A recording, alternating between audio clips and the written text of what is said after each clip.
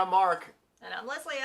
And we're married to vinyl. Oh, we weren't supposed to do that again. No. Oh, we didn't do it together, so it's okay. Yeah. I won't say that every time. This is, I guess, our second video, probably. Unless we've gone on a flurry of videoing. This is kind of... Why am I doing this? Let's start this over. Hey, I'm Mark. Hey, and I'm Leslie. And we're still married to vinyl. Okay. We did some more shopping. Yeah, we went to Record Safari, Permanent Records, and Atomic Records. Yep, 3 more stores in one day. That was a lot of. We were tired after that day too. Let's start off at Record Safari. Record Safari. Yeah, where did we go? Yeah, first place we went to again was Record Safari. We did pretty good there. They had posted on their Instagram. They always post on their Instagram all the stuff that they're going to release that day. You have to pretty much live there to get the stuff that they posted, like the amazing stuff. They do get some heavy hitters. Man, they really get some great it's stuff. Like, and Saturdays usually they do a big haul of stuff. And this last one, we were going anyway, but I was looking at the Instagram the night before and I was like, oh, they had some really amazing stuff. And I'm like, we're not going to get it, are we? Let's see what happened. We forgot to film our little intro before, but we're at Record Safari, and we scored some good stuff inside too. We're terrible at this, but we'll get better. But we found some good stuff, and you will find out that later. All right, so let's see what we got. Okay, so I'm gonna start this one off for us. Oh yeah, this is my pickup. I picked up White Boy. It's the first 12-inch for Culture Club. Oh gosh, when was this? I think this was 1982. And I used to be a huge Culture Club fan way back in my young tween days. So tween. Tween. And check this puppy out. Oh wait, oh yeah, that's not very good. Okay. It came with a poster, but we can't tell if it really should have had a poster or somebody just popped their poster in it. Discogs doesn't say it. It's a UK 12-inch, so maybe it did, but whatever. Yeah, you definitely did want some Culture Club that day. Yeah. This is, I think, their third album, Waking Up with the House on Fire.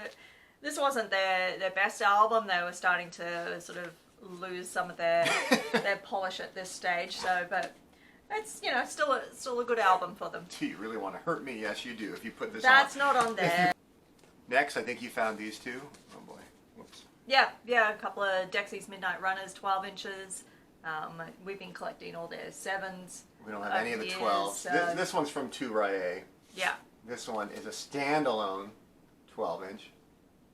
So again, yeah, we have all the 7s, right? But now all of a sudden we never, but they were cheap. And they're really good condition, so now I guess, as you would know, we bought 2, so now we're going to be collecting all of the Dexys 12 inches because that's how it worked. You guys know what we're talking about. Once you start the rabbit hole, you got to complete it. All right, here's another one. This is a real 80s day. Oh yeah, Peter Schilling with Major Tom on here, which is pretty cool. It's got the hype sticker. Oh, darn it, I keep doing that. And it's this one is a white label promo, no less. Look at that. Ooh, Electra, I can't tell. We saw this beautiful looking UK or European 12-inch for Major Tom. And it was a German press, looked really cool. Like, okay, we got to get that. So we get it, and it's literally it's the German version. I mean, he sings in German. That cost us about $10 for the 12-inch alone. And I think that day when we were shopping, we saw the album, and it was cheaper than the 12-inch. But we're like, well, let's just get the 12-inch because that's just cool. Maybe the album's lame. So, cut to a couple weeks later, we have both now. All right. Next. Oh, Back from the Grave. These are a series of compilations of 60s garage. This is volume 4. So yeah, if you love nuggets, pebbles, rubble. And this one's a bit more on the garagey side, not as much psych pop, whatever. But yeah, it's more garagey. There's a bunch of songs. There's like 15 songs on that one. Well, yeah, pretty cool. All right, now we start with a bit of the heavy hitter stuff here. This was stuff that was all on the wall. Stuff that this is stuff we saw on the Instagram, and I thought, there's no way I'm going to get it. We got there in line, and there was only 3 people ahead of us. But still, 3 people, if they want the same thing you want, you're not getting them. Cut to opening the door, and everybody, you looked ahead of time, like on the wall, Yeah. you peeked in, like, I see where they are. We knew where the records were that we wanted, high up on the wall, and we knew where we had to go. We had the straight shot. The door opens, and the 3 guys in front of us all go to the left. It's like parted right for us. It was beautiful. It was a birthday miracle. All right, here's the first one. This one's the least of the 4, but it's still pretty cool. Joy Division. It's like their second Peel Session one. This is the limited bronze metallic finish sleeve. Pretty cool. Yeah, you don't see these very often. 4 songs. Love Will Tear Us Apart's on there, so you're gonna want that one. Yeah, that was really cool. We played that one already. Ooh, this was another bad boy. Dead Can Dance, Into the Labyrinth, 4AD. Yeah, that one sounded really nice. Oh my god, yeah. It's one of those two. It has a lot of quiet bits to it, of course, and it sounded really, oh my god, it was a beautiful copy, clean copy, and first press, just, yeah, amazing, like really good. And then speaking of clean copies, I don't know if you can tell, wait, let's see. This is a little foreshadowing, the clean. If you like Flying Nun bands, and the clean is one of the best, I think. And these are the 2 that I really saw on the wall. That one too, of course. Dead Can Dance. But these 2 I saw, and I was telling you that I was on the post. Oh yeah. man, I was like, the night before I kept like, I'm not gonna get him. I'm like, you might get him. She's like, you don't put it out there. You gotta. Here's one. The clean Unknown Country. This is from 1986 or 96, 86. 90s records really hard to find. So yeah, they reissued this on Merge Records a few years ago. I have that, and that's pretty good. So if you can't find one of these, which they're pretty hard to find, that's a good copy too, or a good press. Yeah, this is beautiful. You don't ever see them. This is my favorite clean record, and this is the one. If I could only get one, this is the one I want, right? Modern Brock, 1994. It's the album right before that last one. Oh man, this one. And again, we've played all these records, and we've already cleaned them, and we've played them all. These sound so good. And this one came with the bonus flexi disc even. Let's have a look at that. Not that exciting, I guess. But yeah, pretty cool. 2 songs. The only bummer about it was that it's supposed to have a printed inner sleeve. It had a plain paper inner sleeve, but it looked like the same style, from that era. It's like, and it's the exact same plain white inner sleeve as that other one, as the Unknown Country one has. So I'm not sure if it's just maybe like the first 1,000 or something had them, or I know they didn't. It's a 90s record. They wouldn't have pressed a lot of these anyway. So I'm trying to figure out why. If anybody knows, put in the comments why maybe it wouldn't have the the original inner. Maybe again it's only the first few thousand or something, and this one didn't. But it did have the flexi, so I don't know. A little bit of a bummer, but this is a record you literally cannot find. It's not for sale as of this point in time on Discogs or eBay. You can't. It's just not out there. So, and it's a beautiful copy. So we went for it, and hopefully one day I can get find the inner maybe. If you have 2 copies of the printed inner sleeve, let me know. So then we moseyed on over to Permanent Records. It's Permanent Records Roadhouse and Bar, and they have a record store down the back. So, great store. Yeah, it's an excellent Lance store. is great guy. Yep. Definitely got to check them out.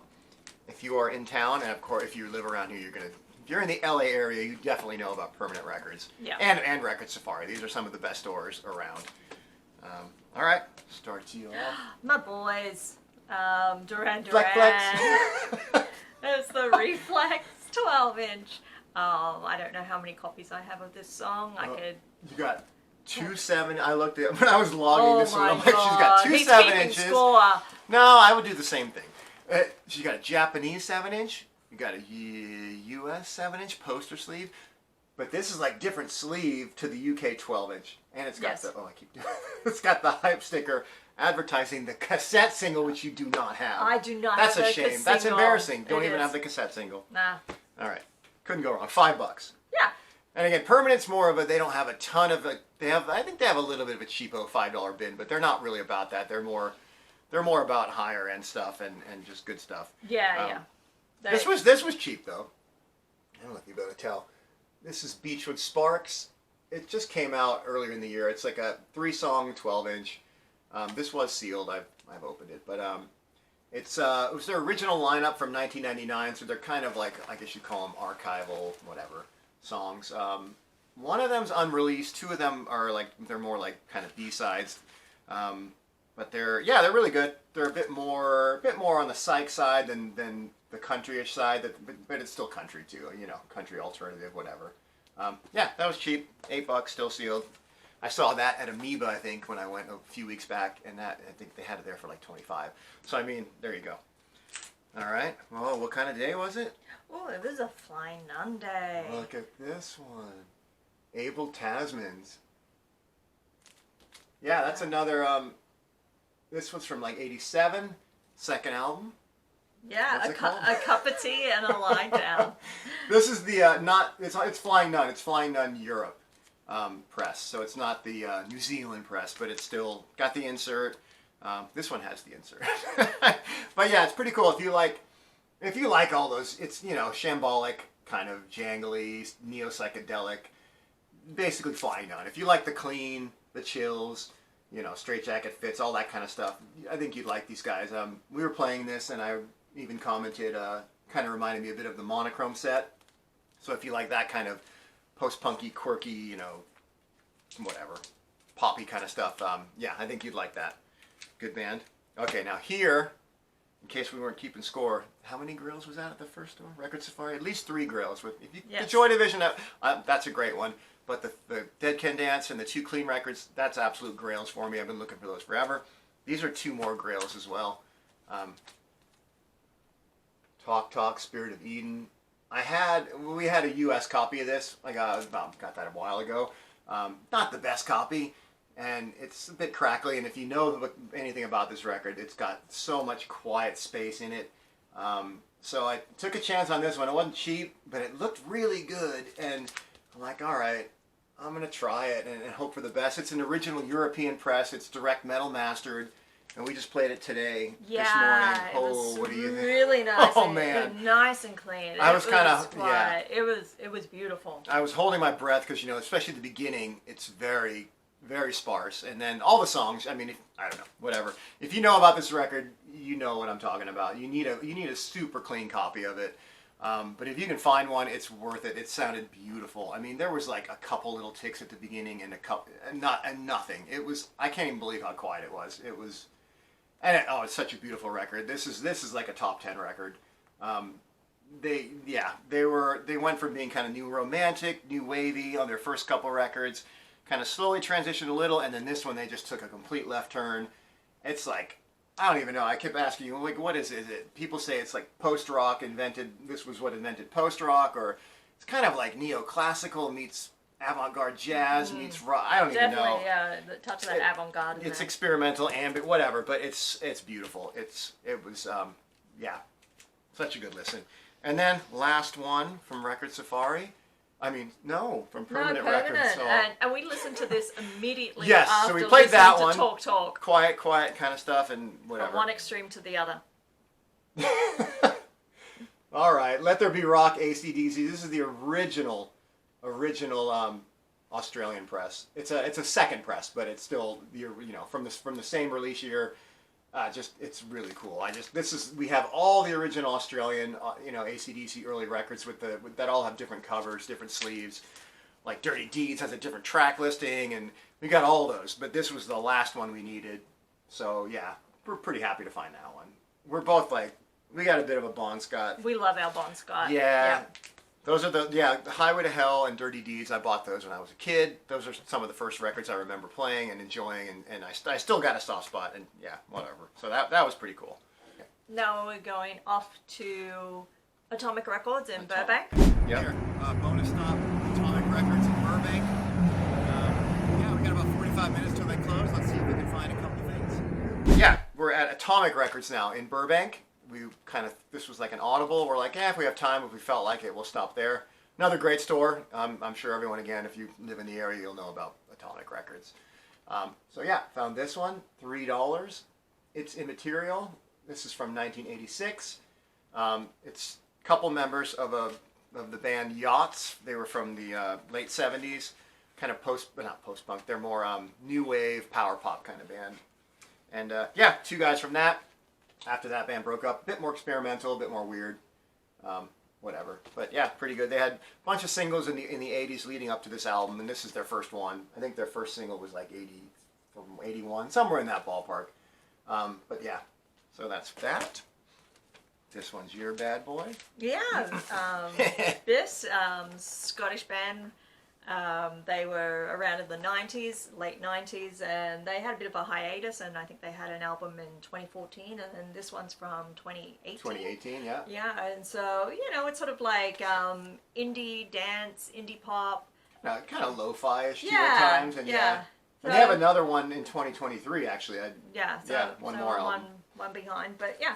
All right, and the last one we got,